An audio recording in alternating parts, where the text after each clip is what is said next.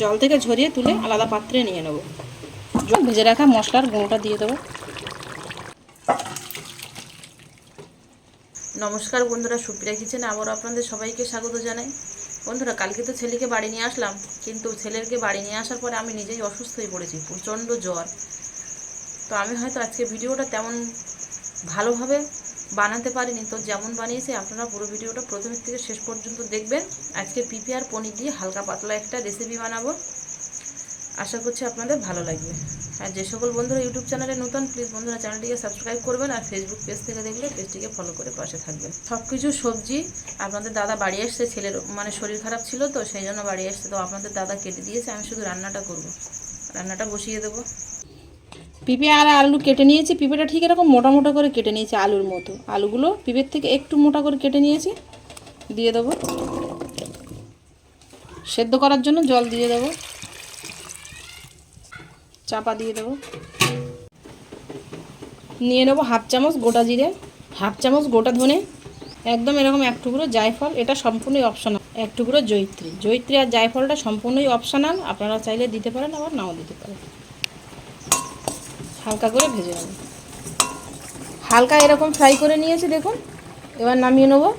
লাল হয়নি কিন্তু পুড়ে গিয়ে।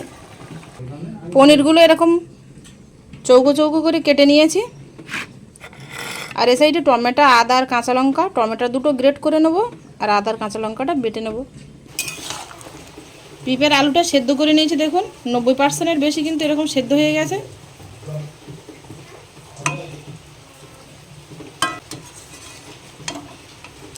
জল থেকে ঝরিয়ে তুলে আলাদা পাত্রে নিয়ে নেব। জলটা তাই বলে ফেলবো না, কিন্তু এই জলটাই আবার পরে রান্নার মধ্যে দেব। সর্ষের তেল দিয়ে দেবো পনিরগুলো ভাজার জন্য। তেলটা খুব ভালো করে গরম করে নিয়েছি, পনিরগুলো দিয়ে দেবো। হালকা করে ভেজে নেবো, খুব একেবারে ডিপ করে ভাজবো না। পনিরগুলো হালকা এরকম ফ্রাই করে নিয়েছি, এর থেকে আর আমি ডিপ ফ্রাই করবো না, তুলে নেবো। এরকম হালকা ফ্রাই করলে তো পনিরগুলো বেশ সফট থাকে, হার্ড হয়ে যায় না। রান্নার জন্য এর মধ্যে আরেকটু সরষের তেল দিয়ে দেবো, দুটো তেজপাতা দিয়ে দেবো গরম তেলের মধ্যে, লবঙ্গ, এলাচ, দারচিনি দিয়ে দেবো, গোটা জিরে।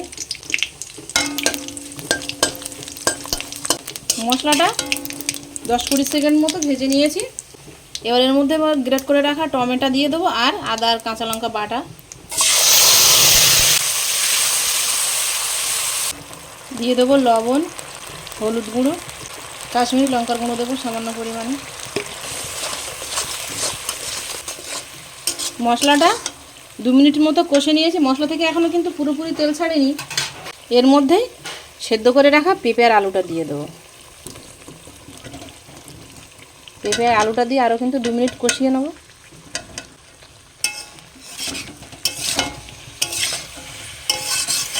মিডিয়াম ফ্লেমে মশলাটা কষাচ্ছিলাম, এবার হাই ফ্লেমে সবজিটা কষিয়ে নেব। পেঁপে আর আলুটা দিয়ে আরও আমি 2-3 মিনিট কষিয়ে নিয়েছি, একদম হাই ফ্লেমে। দেখুন নিচে কিন্তু লেগে যায়নি, আর বেশ এরকম পেঁপে আর আলুর গায়ে এরকম হালকা ভাজা ভাজা একটা দাগ এসে গেছে। এবার যে জলটা ছিল সেদ্ধ করা, সেই জলটাই দিয়ে দেব।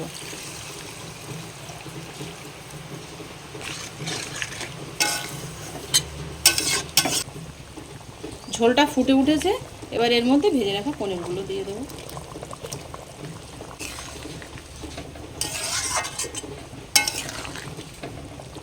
লবণ দিয়ে দেবো আর একটু। বাকি যে 10% মতো ছিল সেটাও কিন্তু এই যে পুরোপুরি সেদ্ধ হয়ে গেছে। পেঁপে আলু এই দেখুন পুরোপুরি সেদ্ধ হয়ে গেছে। পেঁপে রান্নাটা প্রায় হয়ে গেছে। এবার এর মধ্যে ভেজে রাখা মশলার গুঁড়োটা দিয়ে দেবো।